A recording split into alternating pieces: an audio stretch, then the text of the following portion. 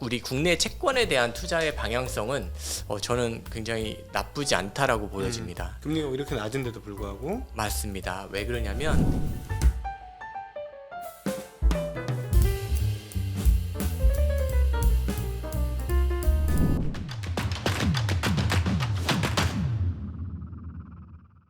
안녕하십니까. 증시학도TV 시청자 여러분, 투자 여러분 반갑습니다. 자, 오늘은 한국의 기준금리가 이번에 한번 내려갔고요. 이창용 한은 총재는 추가적으로 금리를 내릴 수 있다, 이런 얘기를 하고 있습니다. 반대로 미국은 금리가 굉장히 고공행진을 하고 있는데 이 금리 상황에서 어떻게 자산관리를 할 것인가에 대한 고민이 많습니다. 그래서 이 현장에서 뼈가 굵으셨고, 그리고 실제로 고액자산가들의 자산을 가이드해주고 계신 신한 프리미어 패스파인더의 오경석 팀장님 모시고 최근에는 금융권에서 어떤 가이드를 해주고 있는지를 한번 들어보는 시간을 가지면 좋겠습니다. 자, 오경석 팀장님 나오셨습니다. 어서 오십시오. 안녕하십니까? 네, 안녕하십니까. 금융상품을 제안해주는 입장에서 지금 되게 혼돈스럽지 않을까 하는 생각 많이 드는데 어떠십니까? 네, 항상 고객님들은 그 시장 상황이 어수선할 때는 굉장히 고민들이 많고 뭐 어떤 상품 하나를 할 때도 신중하게 뭐 많은 사항들을 좀 고려하고 있으십니다.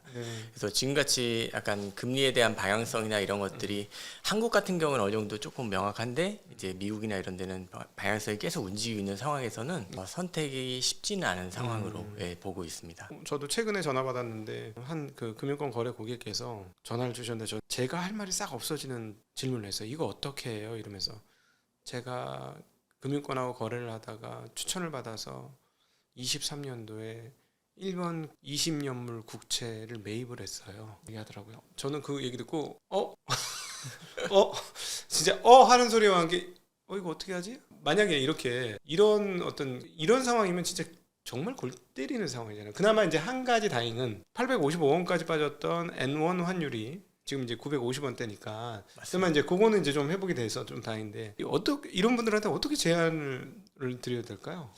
맞습니다. 그 질문들이요, 일반적인 이제 시장에서도 많이 나오고 있는 상황입니다. 네. 최근에 그 엔화에 대한 니즈가 굉장히 많았지 않습니까? 네네. 그러다 보니까 엔화를 보유하는 그 투자에 대한 부분이 의문이 많았고요. 그리고 또 질문도 많았었는데 이 엔화를 그냥 이자가 없다 보니까 어떤 자산을 좀 이용을 할까라고 했을 때 이제 이루기아나 이런 자산들이 굉장히 많이 각광을 받았고 아까 말씀하신 맞습니다.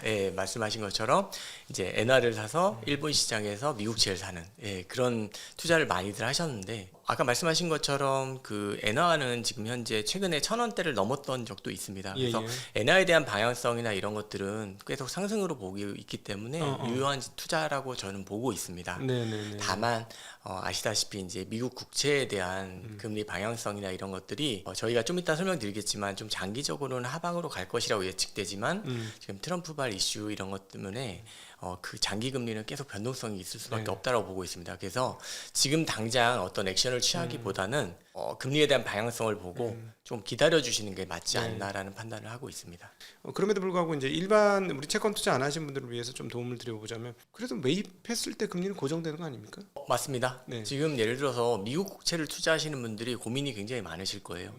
원래 방향대로 한다라고 하면 금리는 계속 차츰차츰 낮아질 것이라고 예상했고 그 낮아진 거에 대한 자본 차익을 기대하고 들어가신 분들도 많으실 거예요. 그런데 또 반면에 지금 현재 채권 금리 5%대 이렇게 나오지 않습니까? 그렇다고 봤을 때 실제적으로 장기적으로 투자한다라는 관점으로 봤을 때 만기 보유 전략이라고 한다면 그리고 혹시 뭐 기대가 금리가 좀이라도 빠진다라는 기대가 있다라고 하면 그 자체만으로도 사실 투자의 가치는 전 있다라고 보여지거든요. 그런 거랑 비슷한 게 이제 브라질 채권이라고 보시면 되는데 과거에 브라질 채권 같은 경우에는 환율이 굉장히 변동성이 커서 투자에 대해서 약간 리스크도 있었고 또 채권 금리도 많이 움직였거든요. 근데 최근에 그 브라질 헤와라 환율도 굉장히 안정화되고 있고 그리고 채권 금리도 거의 14%, 14.8, 15% 가까이 가고 있는 상황이기 때문에 환율의 변동성을 좀 감안한다라고 하면 디폴트나 이런 리스크만 좀 배제한다고 하면 투자 가치는 분명히 있다라고 저희는 판단하고 있습니다. 브라질이 더 이상 금리를 안 올릴 것이다 라는 확신이 있었기 때문에 채권 가격이 최근 오르는 거 아닐까요? 최근 한 달간 굉장히 가파르게 오르던데.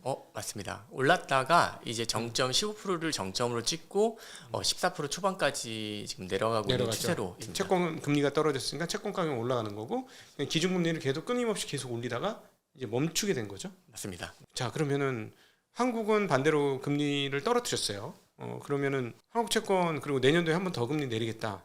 그럼 한국 채권이 매력적인가? 먼저 이제 채권에 대한 거를 말씀드리기 전에 한국 기준금리에 대한 얘기를 살짝 드려보면요. 2024년 10월 이후로 지금 현재 한국의 기준금리는 계속 낮아지고 있는 상황이고요. 기준금리 전망치도 어제 이제 한국은행에서 2.5%를 금리 낮추게 되면서 올해 말까지 중립금리를 한 2% 정도로 보고 있습니다. 그 위원님께서 아시다시피 그 금리를 결정하는 거는 경기와 그리고 물가 두 가지를 이제 감안해서 움직이게 되는데요. 네.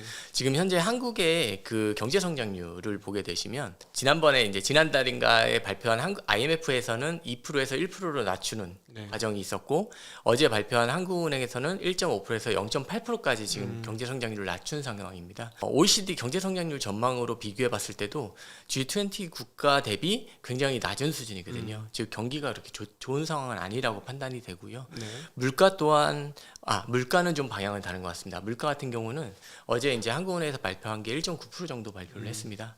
근데 저희가 이제 조사를 해보니까 OECD 국가의 주요국 소비자 물가 지수 상승률을 봤더니 한국이 그렇게 높은 상황은 아닙니다. 네. 이 두 가지 조건을 보았을 때는 금리는 분명히 더 낮출 수 있고 네. 한 두 차례 정도는 뭐 충분히 이미 낮춰도 되는 상황이었다라는 네. 것이죠. 네. 하지만 이 한국 금리는 기축통화를 쓰는 이제 미국이랑 좀 다른 방향이 있는데요.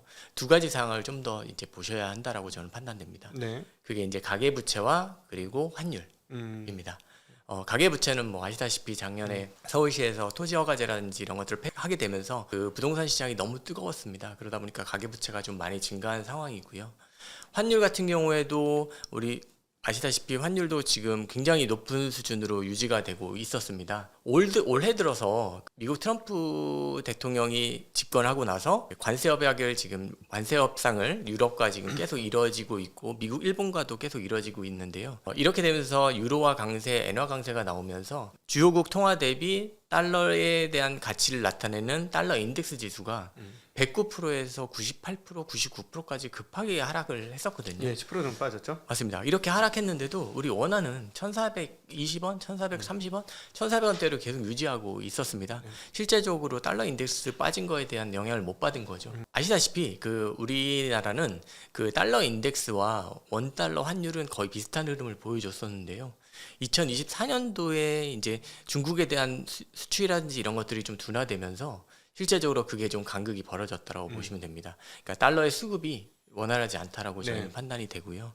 다행히 이제 최근에 5월 달 들어서 5월 2일 날 미국하고 중국하고 관세 협약이 정말 끝없이 이루어지지 않을 거라고 판단을 했는데 이번에 이제 관세 유예를 하게 되면서 급진적으로 좀 이루어질 수도 있겠다라는 전망이 나왔죠. 네. 그러면서 이제 위안화가 좀 강세로 갈 수 있다라는 얘기가 나왔고 다만 이제 위안화 같은 경우는 고정환율제를 쓰기 때문에 이 위안화 투자에 대해서 약간 원활하진 않지 않습니까? 네네. 그러다 보니까 외국인 투자자분들이 이 위안화랑 좀 비슷한 흐름을 보이는 프록시 통화인 우리 원화 그리고 대만 달러 정도를 이용해서 많이 매수가 있었던 것 같습니다. 그러다 보니까 최근 달러 인덱스는 뭐 99.5 정도로 유지가 되고 있는데 원화가 1,360원대까지 네네. 내려갔다가 네네. 어제 다시 이제 금리 인상에 대한 얘기, 금리 인하에 대한 얘기가 나오면서 1,400원, 70원대로 다시 복귀한 상황이거든요.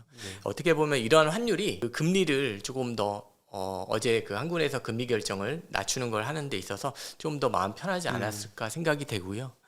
그렇기 때문에 그 우리 국내 채권에 대한 투자의 방향성은 저는 굉장히 나쁘지 않다라고 보여집니다. 금리가 이렇게 낮은데도 불구하고 맞습니다. 왜 그러냐면 금리가 낮아질 때 사실은 그 채권이라는 것은 가격이 오르지 않습니까? 그렇죠. 그렇기 때문에 이 채권의 자본 차익을 노리고 이제 투자하시는 분들이 많이 있습니다. 네. 그래서 투자에 대한 유효성을 말씀드리고 싶고요. 채권의 만기를 듀레이션이라고 저희 표현하지 않습니까? 네. 이 듀레이션이 짧은 채권 같은 경우에는 실제적으로 금리 변동에 따른 가격의 변동성이 굉장히 낮습니다. 그래서 일반적으로 법인들이나 개인들 중에서 안정적인 걸 선호하시는 분들이 유동성을 확보하기 위해서 많이들 투자하셨는데요. 네네.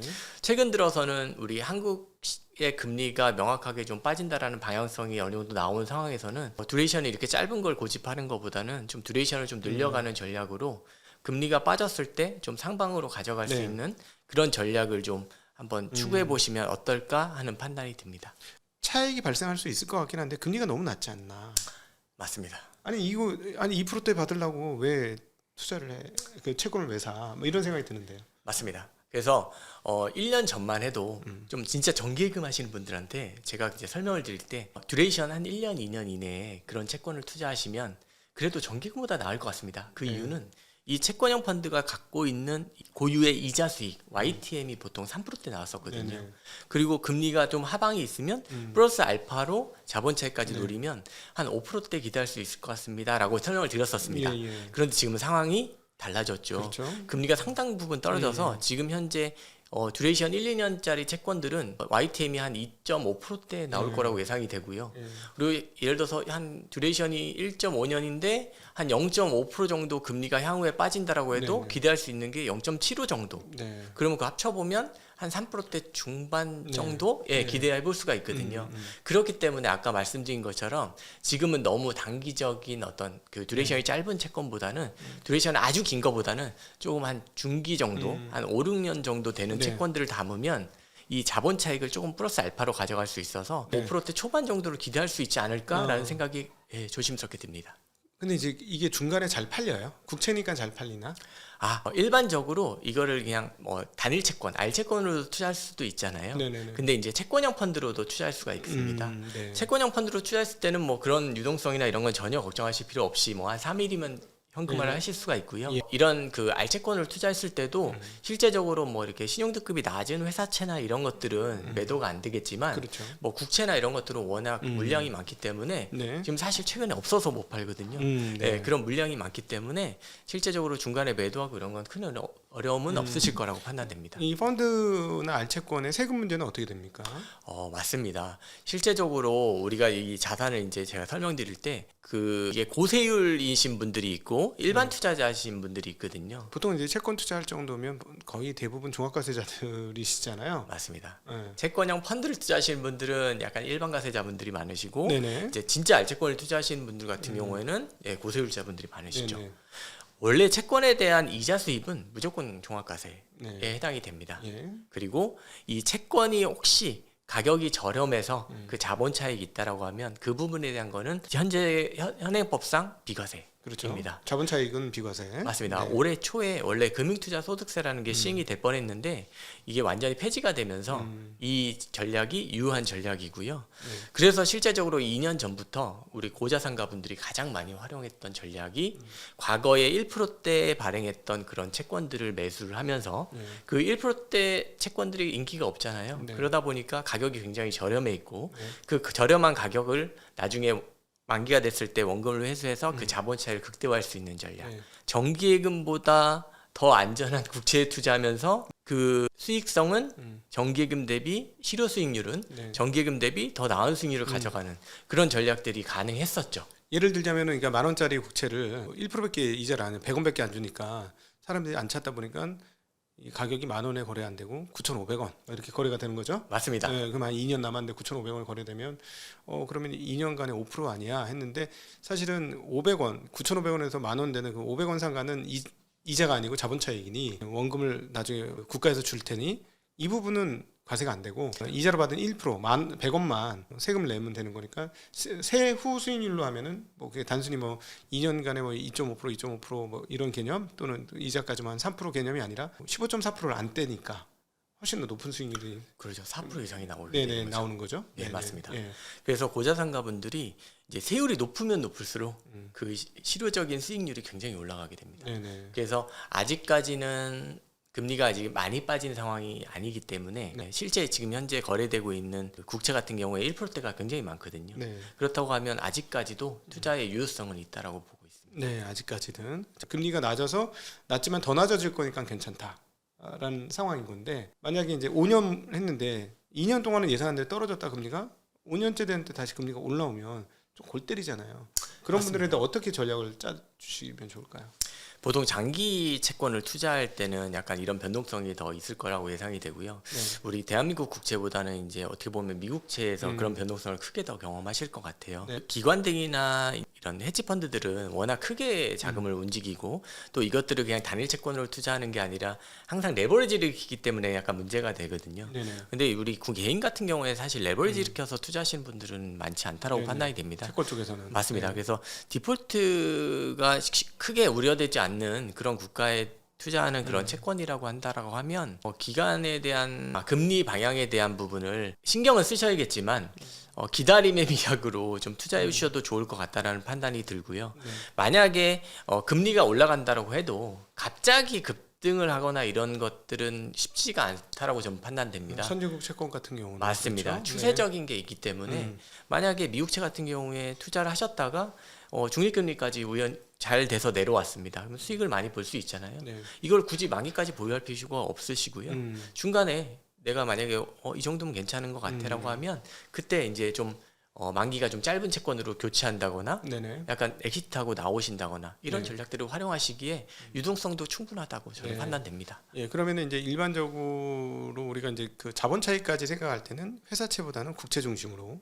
맞습니다. 네. 보험 회사들 자본증권, 신용자본증권 네네. 이런 쪽은 그나마 금리가 굉장히 괜찮아요. 4%대 중반에서 5%대 중반. 맞습니다. 어떤 경우는 6%까지 나오기도 하던데 이런 건 어떻게 보십니까? 뭘 주의해야 할까요?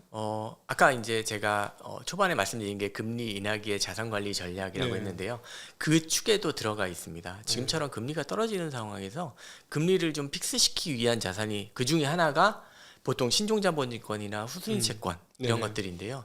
보험사에서 발행한 것도 있겠지만 금융사에서 은행이라든지 이런 데서 발행한 것도 있습니다. 근데 이제 우리 각도기님께서 말씀하시는 거는 아무래도 금리를 좀 높은 자산을 좀 이야기하시는 것 같아요. 일반적으로 그 신용등급이 금융지주사나 이런 것보다 좀 낮은 채권을 투자할 때는 어떤 수익률을 막 이렇게 집중해서 보시는 것보다는 좀 안정성도 같이 네. 보셔야 될 것 같아요. 그렇죠. 예를 들어서 보험회사 중에서도 메이저급이 있고 대형사가 있고 중형사가 있고 좀 소형사들이 있거든요. 그렇죠. 근데 소형사나 이런 것들은 디폴트 옵션이 디폴트 가능성이 분명히 있다라고 저는 판단합니다. 네. 그렇기 때문에 수익성을 너무 쫓기보다는 적정한 수익률에 네. 안정성까지 보유한 그런 자산으로 좀 접근하시면 좋고 금리 하락하는 그런 방어 자산으로서 한 5년 정도 투자한다고 봤을 때는 유효한 전략이라고 저는 보여집니다. 주의하시던 또 한 가지가 이런 장기 채권 같은 경우에 국채 같은 경우에는 물량이 충분하기 때문에 유동성이 좀 쉽거든요. 그렇죠. 근데 아까 말씀하신 그런 채권 같은 경우는 물량이 많지 않고 네. 또 약간 신용 리스크가 불거졌을 때 막 선호하는 선호도가 굉장히 낮아집니다. 그래서 유동하기 굉장히 어렵거든요. 예. 그래서 중간 매도가 좀 어려울 수 있다. 네네네. 그렇기 때문에 충분한 기간적인 여유가 되는 자산으로 투자하실 것을 권고드립니다. 네네네.